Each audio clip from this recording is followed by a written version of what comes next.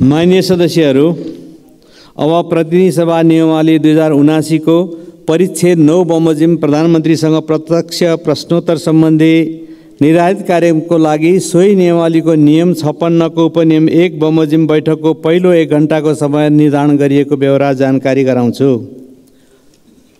माननीय सदस्यहरू, सम्माननीय प्रधानमन्त्रीसँग प्रश्न गर्न माननीय सदस्यहरूबाट नियमावलीको नियम 58 बमोजिम प्रश्नहरू प्राप्त भइसकेको बेहोरा समेत जानकारी गराउँछु। यस परिच्छेद बमोजिम प्रधानमन्त्रीसँग प्रत्यक्ष प्रश्नोत्तरमा स्पष्टीकरण सोध्ने व्यवस्था नरहेको पनि जानकारी गराउँछु। माननीय सदस्यहरू, अब म सम्माननीय प्रधानमन्त्री श्री पुष्पकमल दाहाल प्रचण्डलाई प्रत्यक्ष प्रश्नोत्तर कार्यको लागि रोस्टममा आमन्त्रण गर्दछु।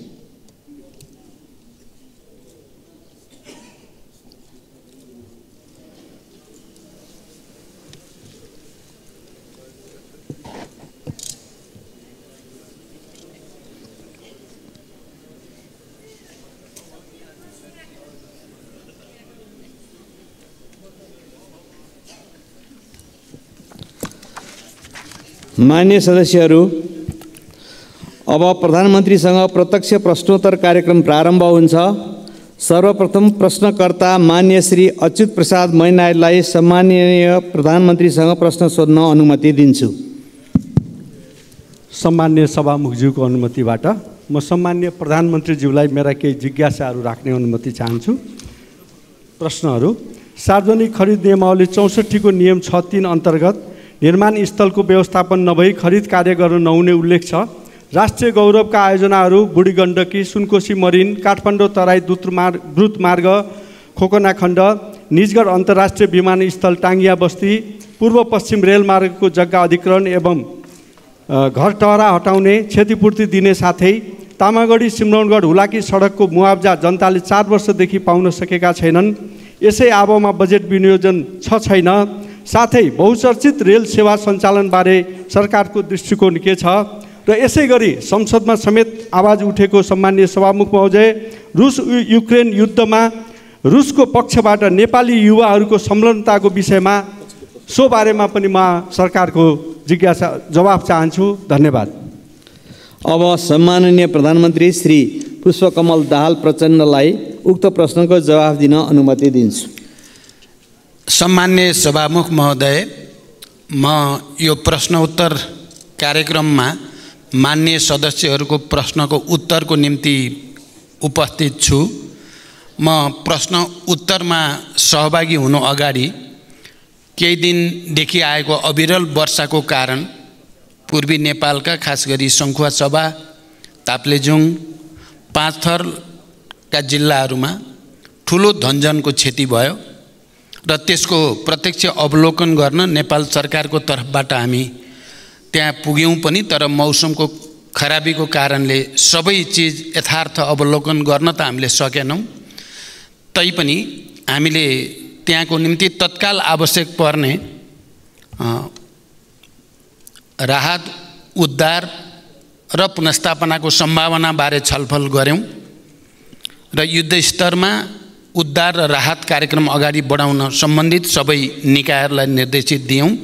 म अहिले त्यसको व्याख्या होइन, खालि म मृतकहरूप्रति श्रद्धाञ्जली र शोकसन्तप्त परिवारहरूप्रति समवेदना व्यक्त गर्न चाहन्छु। त्यसै गरी आज ओखलढुङ्गामा पनि फेरि पहिरोमा परि जो 4 जनाको क्षति भएको कुरा आएको छ, उहाँहरूप्रति पनि म श्रद्धा व्यक्त गर्न चाहन्छु र पीडितहरूप्रति संवेदना व्यक्त गर्न चाहन्छु।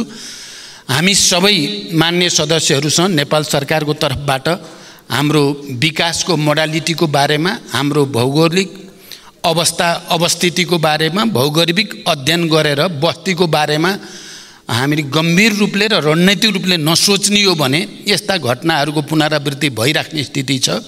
यतातिर नेपाल सरकारको पक्कै पनि गम्भीर रूपले ध्यान आकर्षित भएको छ।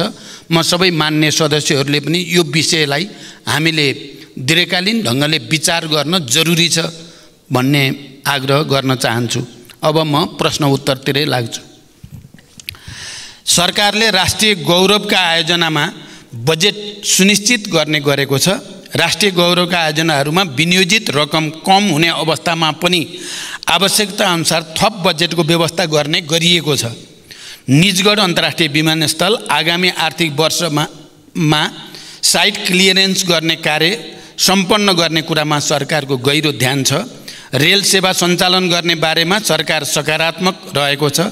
साथै राष्ट्रिय गौरवका आयोजनाहरू तथा अन्य प्राथमिकता प्राप्त आयोजनाहरूको जग्गा अधिग्रहण, मुआवजा तथा क्षतिपूर्ति वितरण गर्ने कार्य सरकारको प्राथमिकतामा रहेको छ। आगामी दिनमा आवश्यक बजेट व्यवस्था सहित सम्बन्धित निकाय मार्फत यस विषयमा सम्बोधन हुने बेहोरा म मान्य सदस्यहरूलाई अवगत गराउन चाहन्छु। अन्तर्राष्ट्रिय राजनीतिमा घटिरहेका घटनाहरूप्रति नेपाल सरकारको गहिरो ध्यान छ भन्ने कुरा पनि म राख्न चाहन्छु। धन्यवाद। अर्का प्रश्नकर्ता मान्य श्री अजय कुमार चौरसिया। सम्मान्य सभामुख महोदय, सम्मान्य प्रधानमंत्री जी, लगभग 70% राजस्व मध्य प्रदेशको वीरगञ्जबाट सङ्कलन हुन्छ। जनसङ्ख्या अन्य प्रदेशभन्दा बढी भएको तर बजेट विनियोजन मध्य प्रदेशमा सबभन्दा कम किन भयो? पर्साको वीरगञ्ज सरकारको प्राथमिकतामा किन परेन? वीरगञ्ज सहरको स्तरोन्नतिको लागि के कार्यक्रम आएको छ? सम्मान्य प्रधानमन्त्रीज्यू, वीरगञ्जको नारायणी उपक्षेत्रीय अस्पताल, ठाकुराम बहुमुखी क्याम्पस, आदर्शनगर र नारायणी रङ्गशालाको स्तरोन्नतिको लागि कति रकम विनियोजन भएको छ? स्वास्थ्य, शिक्षा र कृषि र रोजगारको राम्रो व्यवस्था बिना कुनै पनि मुलुकको उन्नति प्रगति हुन सक्दैन भन्ने थाहा हुँदाहुँदै यसमा सरकारको पर्याप्त ध्यान किन जान सकिरहेको छैन? सम्मान्य सभामुख मार्फत म सम्मान्य प्रधानमन्त्रीजीबाट उत्तर चाहन्छु। धन्यवाद। सम्मानीय प्रधानमन्त्रीज्यू। सम्मान्य सभामुख महोदय, मध्य प्रदेशमा कम बजेट विनियोजन भयो भन्ने कुरा साँचो होइन। सङ्घीयताको मर्म अनुरूप सङ्घबाट प्रदेश र स्थानीय तहमा हुने वित्तीय हस्तान्तरणको 15% भन्दा बढी रकम मध्य प्रदेशमा नै जाने गरेको छ। यसका अतिरिक्त सङ्घबाट सञ्चालन हुने पूर्व पश्चिम राजमार्ग, पथलैया वीरगञ्ज कोरिडोर, चन्द्रपुर गौर राजमार्ग, हुलाकी राजमार्ग, सुनकोशी मरिन डाइभर्सन, बागमती कमला चन्द्रनहर लगायतका सिँचाइ आयोजना, विभिन्न औद्योगिक पूर्वाधार तथा व्यापारिक पूर्वाधार आयोजनाहरू तराई मधेसलाई लक्षित गरी नै अगाडि बढेका छन्। तराई मधेस समृद्धि कार्यक्रम, मधेसलाई काठमाडौँसँग जोड्ने द्रुत मार्ग लगायतका ठुला परियोजनाहरू पनि मध्य प्रदेशमा नै पर्ने र तिनको समयबद्ध कार्यान्वयनका लागि यथेष्ट बजेट विनियोजन गरिएको छ। सञ्चालनमा रहेका आयोजनाहरूको कार्य प्रगति र आवश्यकताका आधारमा बजेट विनियोजन हुने भएकोले बजेटको अङ्कसँगै त्यसले पार्ने बृहत्तर प्रभावलाई समेत सकारात्मक रूपमा लिइदिन हुन म मान्य सदस्यहरूलाई विशेष आग्रह गर्न चाहन्छु। पर्साको वीरगञ्जको विकास सरकारको प्राथमिकतामा छ। नारायणी रङ्गशालामा आगामी वर्षका लागि 1,50,00,000 विनियोजन गरिएको छ। नारायणी अस्पतालको लागि रु 41,30,00,000 विनियोजन गरिएको छ। ठाकुरराम बहुमुखी क्याम्पसका लागि विश्वविद्यालय अनुदान आयोग मार्फत अनुदान जाने व्यवस्था मिलाइएको छ। सरकारले मानव जीवनसँग सम्बन्धित अत्यावश्यक विषयहरू स्वास्थ्य, शिक्षा, कृषि र रोजगारीलाई उच्च प्राथमिकतामा राखेको छ। सरकारले स्वास्थ्य पूर्वाधार निर्माण, मेसिन उपकरण खरिद र जनशक्तिका लागि आवश्यक पर्ने रकम विनियोजन गरेको छ। बजेटको आकार चालु वर्षको भन्दा सानो हुँदा पनि आगामी वर्षको बजेटमा शिक्षाको बजेट घटाइएको छैन। कृषि क्षेत्रका लागि उत्पादनमा आधारित अनुदान, रैथाने बाली प्रवर्धन, रासायनिक मलमा बजेट व्यवस्था लगायतका कार्यक्रमहरू रहेको जानकारी गराउन चाहन्छु। धन्यवाद। अर्का प्रश्नकर्ता मान्य सदस्य श्री अञ्जनी श्रेष्ठ।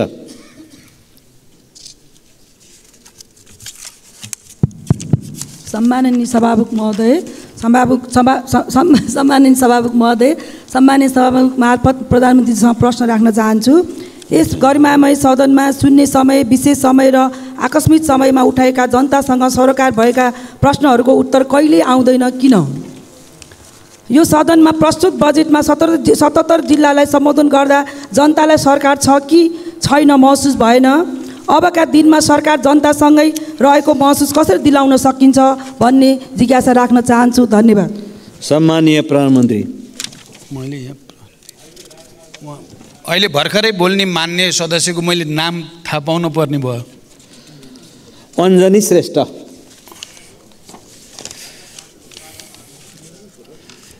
सम्मान्य सभामुख महोदय, सम्मानित सदनमा सुन्ने समय र विशेष समयमा मान्य सदस्यले उठाएका विभिन्न प्रश्नहरूमा सरकार संवेदनशील भई तिनको जवाफ नियमित रूपमा दिइ नै रहेको छ।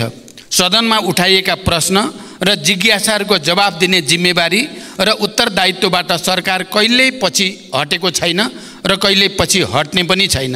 राष्ट्र र नागरिकको समग्र हित तथा समुन्नतिका लागि सरकार सदैव प्रयत्नशील रहँदै आएको छ र प्रयत्नशील रहि नै रहनेछ। जनसरकारका विविध विषयलाई उचित सम्बोधन गर्दै तथा विकास निर्माण कार्यलाई गति दिँदै सरकार र नागरिक बीचको सम्बन्धलाई सुदृढ बनाउन सरकार दृढ सङ्कल्पित रहेको जानकारी गराउँछु। धन्यवाद। अर्का प्रश्नकर्ता मान्य श्री अनिता देवी। मान्य श्री अनिता देवी।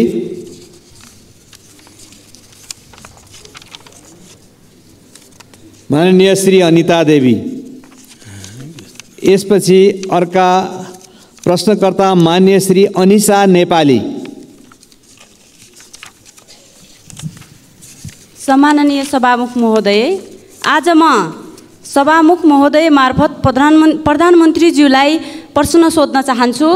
सम्माननीय प्रधानमन्त्रीज्यूको हालै सम्पन्न भारत भ्रमणमा भारतले नेपालबाट 10,000 मेगावाट विद्युत खरिद गर्ने सहमति भएको जानकारी आयो। उक्त 10,000 मेगावाट कुन कुन आयोजनाबाट के कति परिमाण र कुन दरमा भारतले खरिद गर्न खोजेको हो? खरिद सम्झौता कहिलेबाट सुरु हुन्छ र कहिलेसम्मको लागि हो? नेपालकै लगानीको विदेशी कम्पनीले ठेक्कामा निर्माण गरेका योजनाको विद्युत खरिद हुन्छ हुँदैन? यस सम्बन्धमा के कस्तो कार्यविधि तयार हुँदैछ? यस्तो महत्त्वपूर्ण विषय सांसदको जानकारीको विषय हो कि होइन? धन्यवाद। सम्माननीय प्रधानमन्त्री। सम्मान्य सभामुख महोदय, भर्खरै मैले मित्र राष्ट्र भारतको भ्रमण गर्दा नेपालको जलविद्युत विकासका लागि लगानी भित्र्याउन र उत्पादित विद्युत निर्यात गर्ने सम्बन्धमा महत्त्वपूर्ण कार्यहरू भएका छन्। भारत सरकारले आगामी 10 वर्षमा नेपालबाट 10,000 मेगावाट जलविद्युत खरिद गर्ने प्रतिबद्धता भारतीय प्रधानमन्त्री श्री नरेन्द्र मोदीजीले व्यक्त गर्नुभएको कुरा अवगत भएकै छ। भारतसँगको दीर्घकालीन ऊर्जा व्यापार सम्झौतामा प्रारम्भिक हस्ताक्षर भ्रमणकै दौरानमा भइ पनि सकेको छ। सम्झौतामा अन्तिम हस्ताक्षर छिटै हुने विश्वास छ। देशमा हाल वर्षायाममा विद्युत उत्पादन क्षमता करिब 2800 मेगावाट रहेको छ भने अधिकतम खपत करिब 1900 मेगावाट पिक डिमान्ड रहेको अवस्था छ। आन्तरिक खपतभन्दा बढी भएको ऊर्जा खेर जान नदिने गरी छिमेकी भारतमा विद्युत निर्यात भइरहेको छ। यसबाट देशको व्यापार घाटा न्यूनीकरण गर्न समेत महत्त्वपूर्ण योगदान पुगिरहेको छ। देशभित्र नै अधिकतम आन्तरिक विद्युतीय ऊर्जा खपत वृद्धि गर्न सरकारले ऊर्जा खपत सम्बन्धी कार्ययोजना ल्याइसकेको छ र सो अनुसार काम अगाडि बढिरहेको कुरा पनि म यो सम्मानित सदनलाई जानकारी गराउन चाहन्छु। हाम्रो देशमा जलविद्युत उत्पादनको अत्यधिक सम्भावना रहेको र देशको समृद्धि हासिल गर्नका लागि एउटा महत्त्वपूर्ण स्रोतको रूपमा ऊर्जा व्यापार हुन सक्ने तथ्य निर्विवाद रूपमा रहेको छ। आन्तरिक खपतभन्दा बढी उत्पादन भएको विद्युतलाई निर्यात गरेर देशको आर्थिक विकासमा योगदान पुर्याउने लक्ष्य सरकारले लिएको छ र देशको आन्तरिक खपतलाई हेरेर अल्पकालीन, मध्यकालीन र दीर्घकालीन रूपमा खरिद सम्झौता गरिनेछ। हाल नेपाल सरकार एवं निजी क्षेत्रबाट निर्माणाधीन निर्माणको तयारीका अवस्थामा रहेका विद्युत आयोजनाहरूबाट उत्पादन हुने विद्युत मध्ये आन्तरिक खपत गरी बाँकी हुने विद्युत मात्र निर्यात गरिने नीति नेपाल सरकारको रहेको कुरा पनि म स्पष्ट गर्न चाहन्छु। आवश्यकताअनुसार निर्यात हुने परिमाणलाई मन्त्रालयका सचिव स्तरीय समितिले थपघट गर्न सक्ने व्यवस्था समेत रहेको छ। प्रचलित कानुनको परिधिभित्र रही विद्युत व्यापार हुनेछ। यस सम्बन्धी कार्यविधि ऊर्जा, जलस्रोत तथा सिँचाइ मन्त्रालय र नेपाल विद्युत प्राधिकरणबाट तयार पार्ने काम अगाडि बढिरहेको जानकारी गराउँछु। धन्यवाद। अर्का प्रश्नकर्ता माननीय श्री अब्दुल खान।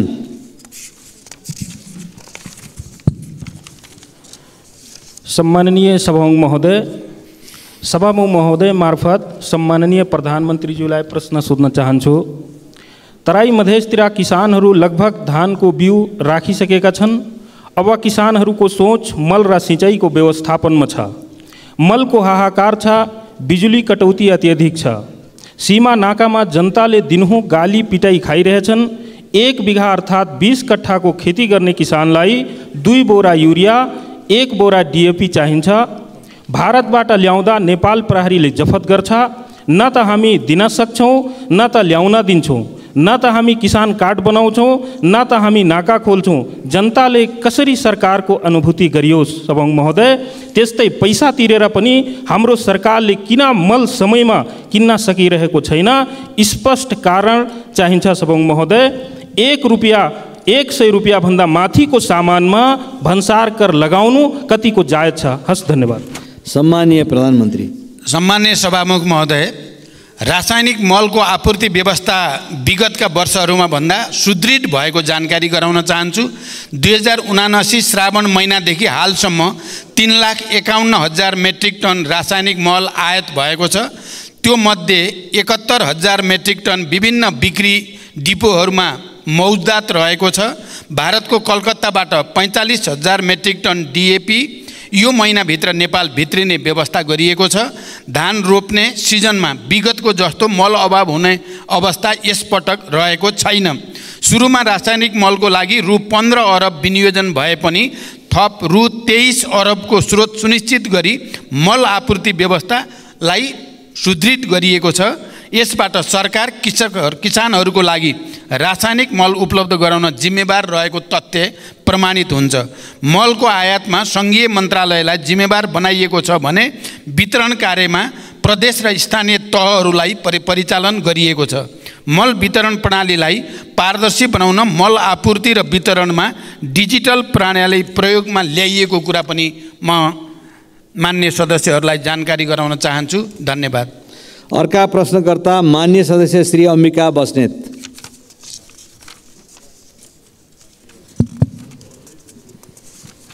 सम्माननीय सभामुख महोदय मार्फत सम्माननीय प्रधानमन्त्रीज्यूसँग जिज्ञासा राख्न चाहन्छु।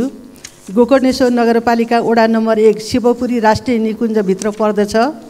त्यहाँ सर्वसाधारण नागरिकहरूको बसोबास पनि छ। त्यो बस्तीभन्दा बाहिर बस्ने नातागोता भाइ साथीभाइहरू आउँदाखेरि शुल्क तिरेर मात्र जानुपर्छ। त्यही क्षेत्रभित्र गोसाइँकुण्ड जाने बाटो पनि छ, हेलम्बु जाने पुरानो बाटो पनि छ। तर निकुञ्जलाई शुल्क नबुझाइ सहजै अभिलेखीकरण मात्र गरेर आवत जावत गर्न पाइँदैन। यसभन्दा पहिला शुल्क नलाग्ने भनी 2 चोटि क्याबिनेटले निर्णय गरिसकेको भए पनि कार्यान्वयन नभएको जानकारी गराउन चाहन्छु। त्यही राष्ट्रिय निकुञ्जभित्र पर्ने टोखा छहरे हुँदै नुवाकोट जाँदा अभिलेखीकरण मात्र गरेर निर्विवाद आवत जावत गर्न पाइन्छ। एउटै निकुञ्जभित्र त्यस्तो विभेदकारी नियम किन लागू भइरहेको छ? सम्माननीय प्रधानमन्त्रीज्यूसँग मेरो जिज्ञासा छ र साथै त्यस्तो विभेदकारी नीति हट्नुपर्छ भनी जोडदार माग पनि गर्न चाहन्छु। हस्, धन्यवाद। जय नेपाल। सम्माननीय सभामुख महोदय, फेरि मलाई नाम भनिदिनु पर्ने भयो। यहाँ मेरो थोरै चाहिँ यो तलमाथि परेको छ। अम्बिका बस्नेत, मान्य श्री अम्बिका बस्नेतको प्रश्न छ। अम्बिका बस्नेत।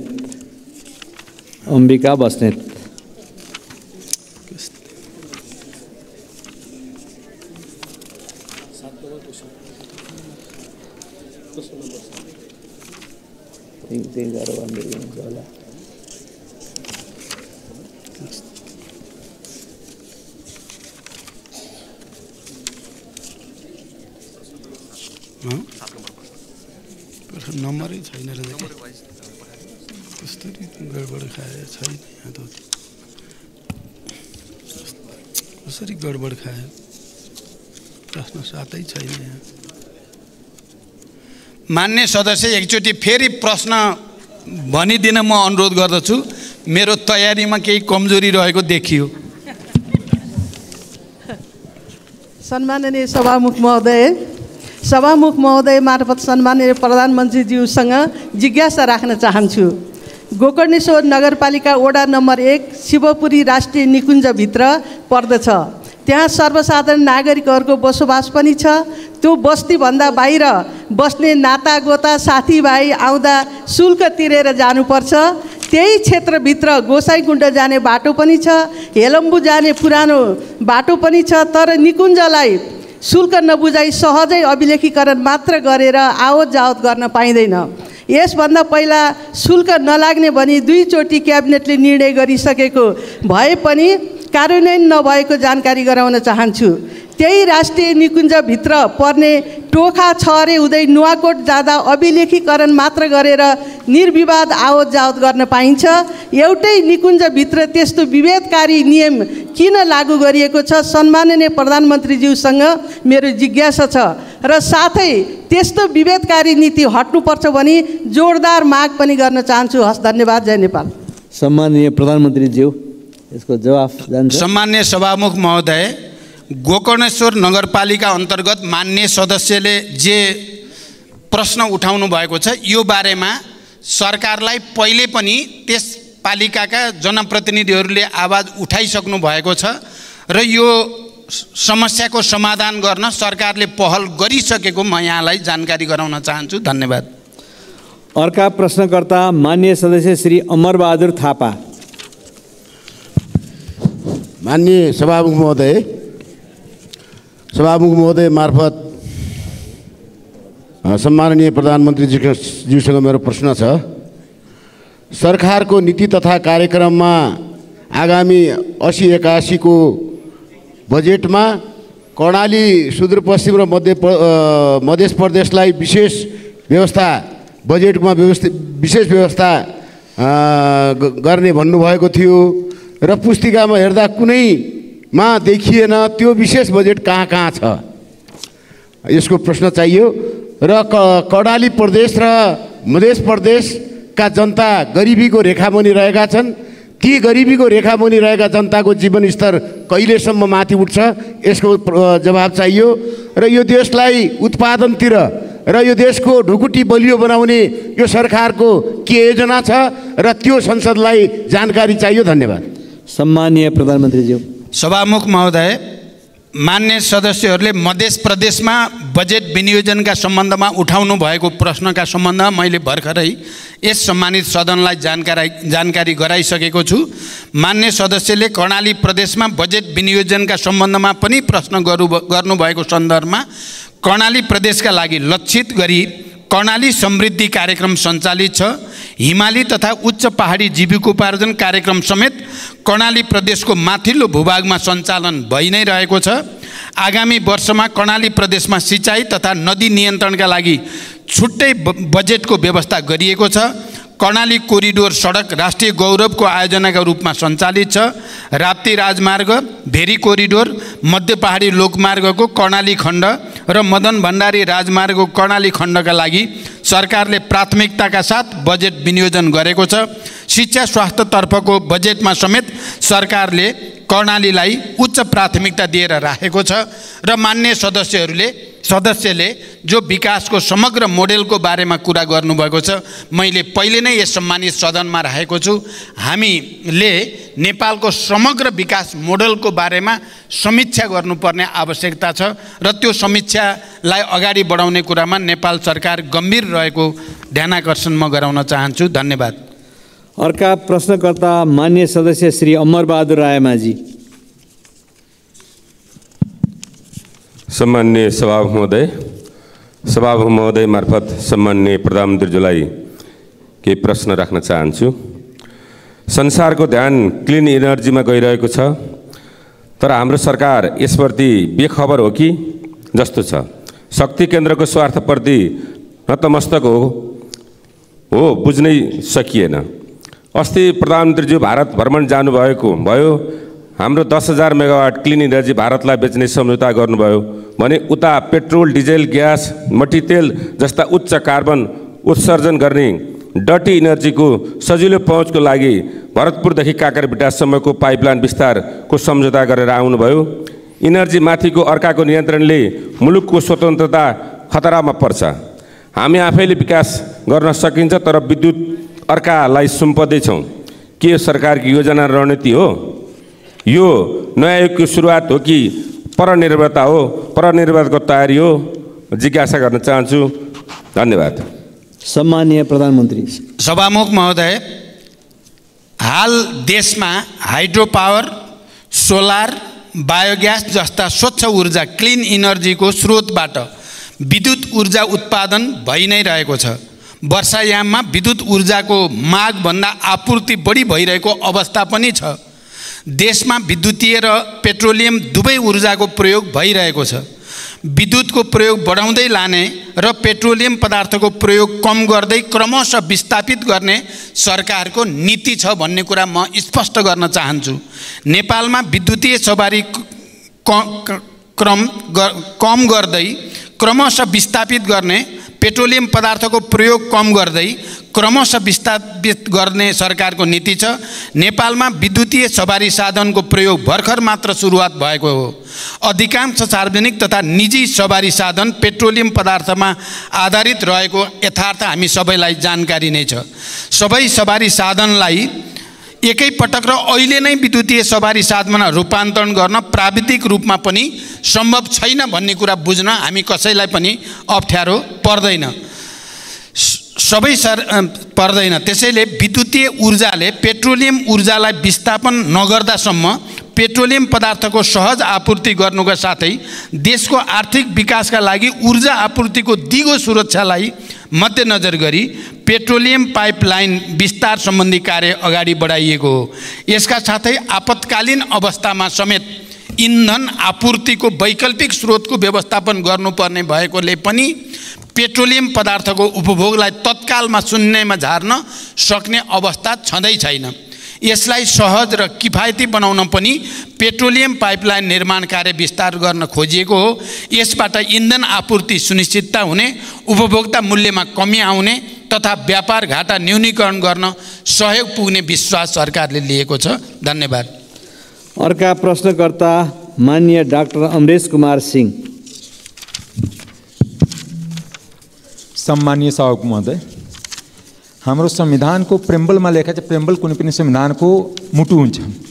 त्यसमा लेखा छ कि सामन्ती निरङ्कुश केन्द्रीकृत एकात्मक राज्य व्यवस्थाले सृजना गरेको सबै प्रकारको विभेद र उत्पीडन अन्त्य गर्दै बहुजातीय, बहुभाषिक, बहुधार्मिक, बहुसांस्कृतिक तथा भौगोलिक विविधतायुक्त विशेषतालाई आत्मसात गरी विविधता बीच एकता, सामाजिक सांस्कृतिक एकबद्धता, सहिष्णुता र सद्भावलाई संरक्षण प्रवर्धन गर्ने, वर्गीय, जातीय, क्षेत्रीय, भाषिक, धार्मिक, लैंगिक विभेद र सबै प्रकारको जातीय छुवाछुतको अन्त्य गरी आर्थिक समानता, समृद्धि र सामाजिक न्याय सुनिश्चित गर्ने समानुपातिक, समावेशी र सहभागितामूलक सिद्धान्तको आधारमा समतामूलक समाजको निर्माण गर्ने सङ्कल्प गर्दै, ठिक यसको प्रेम्बलको भावना विपरीत 62-63देखि नै मधेसका 20 जिल्ला बजेट विनियोजन कम भएको देखिन्छ।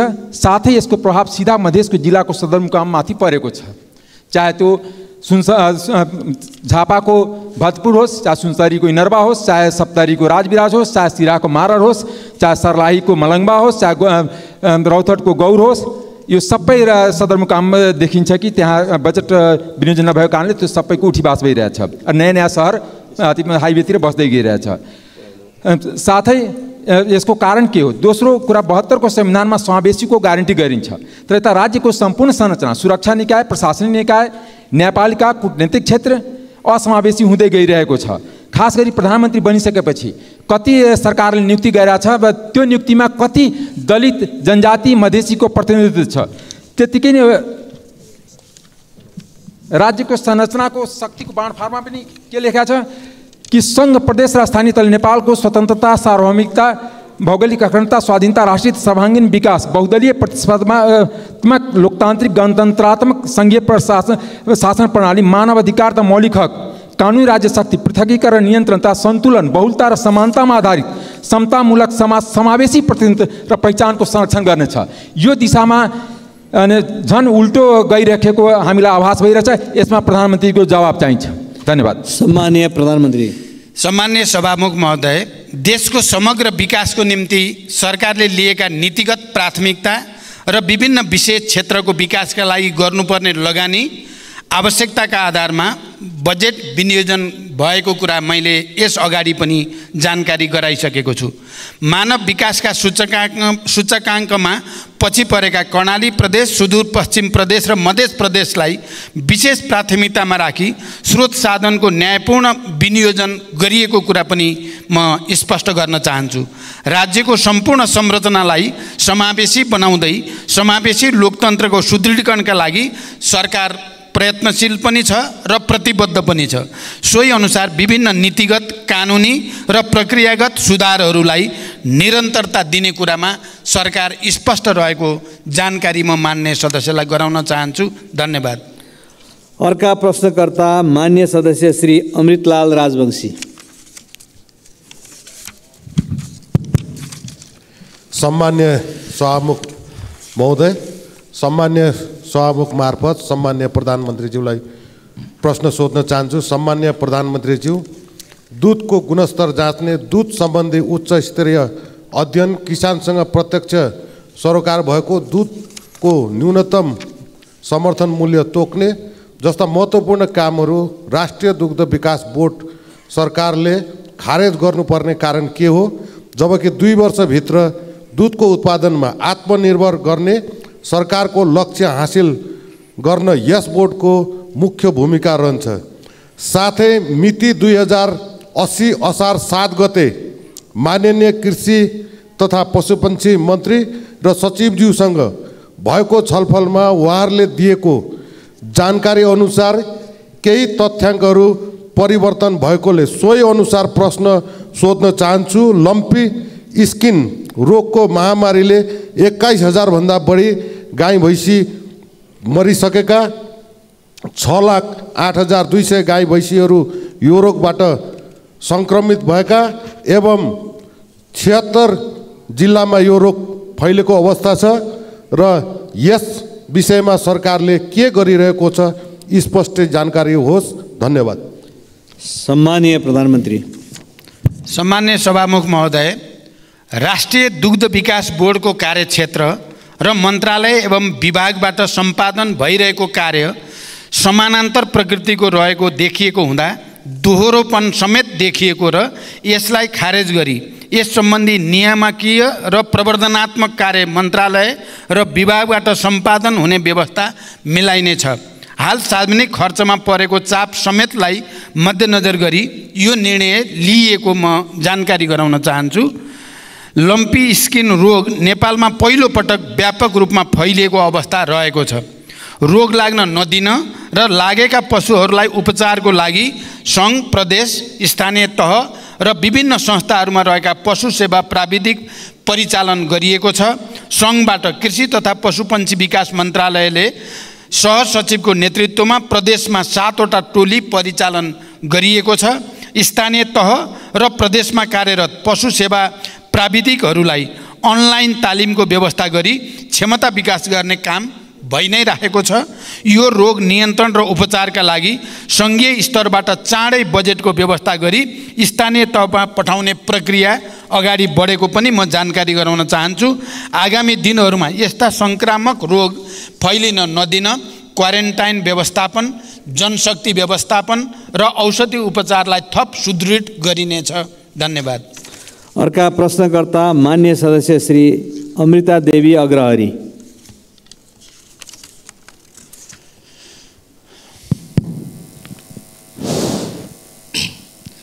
सम्मानीय सभामुख महोदय, सम्मानीय प्रधानमन्त्रीज्यूसँग मेरो प्रश्न थियो, विषय नागरिकताको थियो। अब नागरिकता समस्या सर्वोच्चबाट चाहिँ अनुमोदन भइसकेको हुनाले मेरो प्रश्न चाहिँ छोटो भइसकेको छ।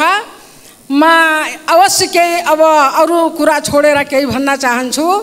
नागरिकता जस्तो संवेदनशील विषयमा देशलाई विभाजन गर्ने र राजनीतिक दावपेचको विषय बनाउनु हुँदैन।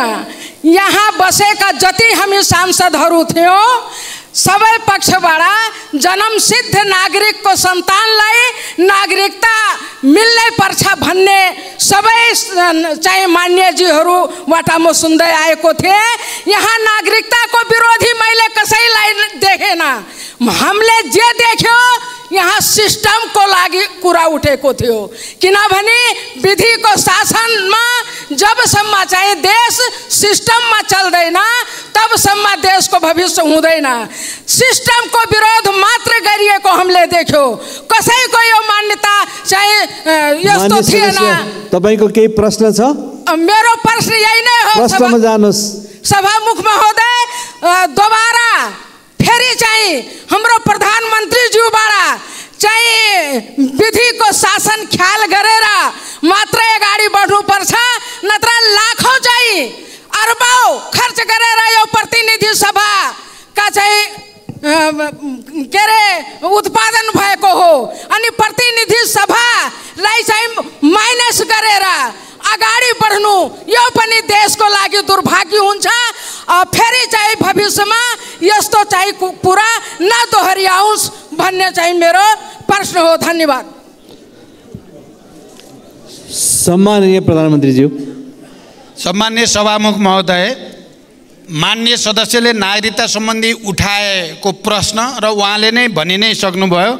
हिजो मात्रै सम्मानित अदालतबाट यो बारेमा फैसला आइसकेपछि उहाँले उठाउनु भएको प्रश्नको जवाब अदालत स्वयंले दिइसकेको हुनाले मैले दिइराख्नुपर्ने आवश्यकता भएन।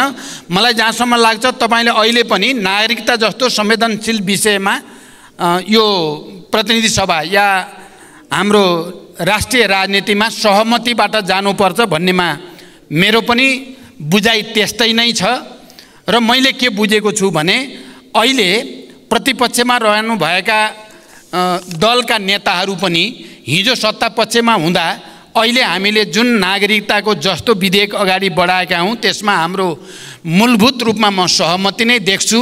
तैपनि नागरिकता जस्तो संवेदनशील विषयमा देश विभाजित नहोस्, संसद विभाजित नहोस् भन्ने कुरामा तपाईँले गराउनु भएको ध्यानाकर्षणप्रति मैले ध्यानाकर्षण भएको जानकारी गराउँछु। धन्यवाद। अर्का प्रश्नकर्ता माननीय सदस्य श्री अर्जुन नरसिंह केसी।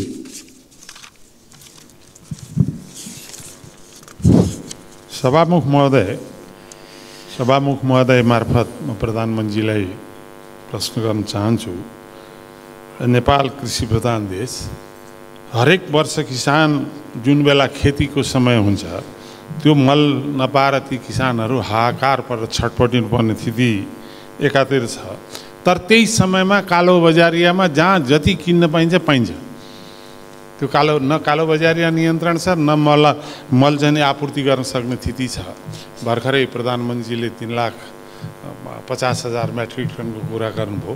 वर्षको झन्डै 5,40,000 मेट्रिक टन देशमा आवश्यकता छ। अब त्यसैले यो भोग्नु पो एकातिर त्यो छ भने यो दुःखद अवस्थालाई चिरेर जसो तसो उत्पादन गरेका कृषकहरूको दुध, तरकारी, फलफुल तथा खाद्यान्नको न्यूनतम मूल्य पनि नपाएर सडकमा फालाफाल गर्नुपर्ने स्थिति हामीले प्रत्येक दिन जस्तो देखिरहेका छौँ। र त्यो सँगसँगै अर्कोतिर उपभोक्ताले चर्को मूल्य चुकाउनु पर्ने स्थिति जुन छ, त्यो स्थितिको अन्त्य के यो वर्ष अन्त्य हुनसक्छ? त्यसमा विश्वास गर्न सकिन्छ? त्यसमा सरकार साँच्चै दृढ छ? धन्यवाद। सम्माननीय प्रधानमन्त्री। सम्माननीय सभामुख महोदय, कृषि उपजको बजार प्रणालीमा कृषकले न्यून मूल्य पाउने र उपभोक्ताले चर्को मूल्य तिर्नुपर्ने अवस्थाको अन्त्य गर्न प्रमुख खाद्यान्न बालीको सिजन पूर्व नै समर्थन मूल्य तोक्ने व्यवस्था नेपाल सरकारले गरेको छ। दूध उत्पादक कृषकहरूले पाउने न्यूनतम मूल्य तोकिएको छ भने उखु उत्पादक कृषकहरूलाई रु 70 प्रति क्विन्टलको हिसाबले अनुदान उपलब्ध गराउने व्यवस्था मिलाइएको छ। तरकारीको बजार प्रणालीमा देखिएका समस्या समाधान गर्न विकेन्द्रित प्रणाली अपनाई प्रदेश सरकार र स्थानीय सरकारलाई समेत जिम्मेवार बनाउने गरी कार्य अगाडि बढेको छ। आधुनिक कृषि बजार पूर्वाधारहरूको विकास तथा व्यवसायीहरूसँगको सहकार्यमा खरिद सुनिश्चितता गर्ने गरी कार्यक्रम सञ्चालित छन्। बजारको माग अनुसार नाशवान कृषि उपजको उत्पादन गर्न बजार सूचना प्रणाली स्थापना गरी कृषकहरूलाई सुसूचित गर्ने कार्यक्रम बनाइएको छ। बढी उत्पादन भएको कृषि उत्पादन कोल्ड स्टोरमा राख्न सक्ने गरी पूर्वाधार विकासको कार्य अगाडि बढिरहेको छ। सरकारले केही कृषि उपजको न्यूनतम समर्थन मूल्य तोकिसकेको छ भने मान्य सदस्यहरूको सुझाव अनुसार सम्भव भएसम्म अन्य उपजको पनि न्यूनतम समर्थन मूल्य तोक्दै जाने सरकारको नीति रहेको जानकारी गराउन चाहन्छु। धन्यवाद। अर्का प्रश्नकर्ता मान्य सदस्य श्री अशोक कुमार चौधरी। सम्मान्य प्रधानमन्त्रीज्यू, मेरो नाम नोट गर्नुहोला। मेरो नाम अशोक कुमार चौधरी, फेरि भुल्नुहोला। सम्मान्य सभामुख महोदय, म सभामुख मार्फत प्रधानमन्त्रीज्यूलाई केही प्रश्न गर्न चाहन्छु। सम्मान्य प्रधानमन्त्रीज्यूले स्वयं 2080 जेठ 22 को सम्मानित सदनको बैठकमा सीमा सुरक्षा समस्या हल गर्दै लाने बताउनुभयो। तर भारततर्फ 4262 स्थानमा सीमा स्तम्भ मर्मत गर्नुपर्ने, 1533 सीमा स्तम्भ हराएको र चीनसँग 2वटा सीमा स्तम्भ निर्माण गर्नुपर्ने महालेखाको प्रतिवेदन 2079 मा छ। सभामुख महोदय, राष्ट्रिय अखण्डता, स्वाधीनता, राष्ट्रियतासँग जोडिएको सीमा रक्षा, निर्माण र मर्मतका लागि यो सरकारबाट आवश्यक बजेटको विनियोजन नहुनु सरकारको लाचारी र लम्पसारवादको प्रकाष्ठ हो। के सरकार स्वयं राष्ट्रियता कमजोर बनाउन लागेको हो? होइन भने राष्ट्रिय हितको रक्षा गर्न सरकारलाई के कुराले रोकेको छ? म सम्मान्य सभामुख मार्फत सम्मान्य प्रधानमन्त्रीज्यूलाई यसको उत्तर चाहन्छु। धन्यवाद। सम्माननीय प्रधानमन्त्री। सम्मान्य सभामुख महोदय, नेपालको सार्वभौम सत्ता, राष्ट्रिय स्वतन्त्रता, भौगोलिक अखण्डता, सीमानाको सुरक्षा, राष्ट्रिय एकता लगायत राष्ट्रिय हितको रक्षाको लागि सरकार संवेदनशील र निरन्तर प्रयत्नशील रहेको जानकारी म गराउन चाहन्छु। यसै सन्दर्भमा अन्तर्राष्ट्रिय सीमा सुरक्षालाई थप सबल, सुदृढ र प्रभावकारी बनाउन सीमा स्तम्भहरूको नियमित मर्मत सम्भार गर्दै जाने र बोर्डर आउटपोस्टहरूको सुदृढीकरण र थप स्थानमा आउटपोस्ट निर्माण गर्दै लैजाने विषय सरकारको उच्च प्राथमिकतामा रहेको छ र सोही बमोजिम स्रोत साधन र जनशक्तिको व्यवस्था पनि गरिएको छ। हालसम्म स्थापना भएका 250 बोर्डर आउटपोस्टहरूमध्ये 128वटाको भौतिक संरचना निर्माण भएको र चालु आर्थिक वर्ष 79-80 सम्ममा थप 10 बोर्डर आउटपोस्टहरू निर्माण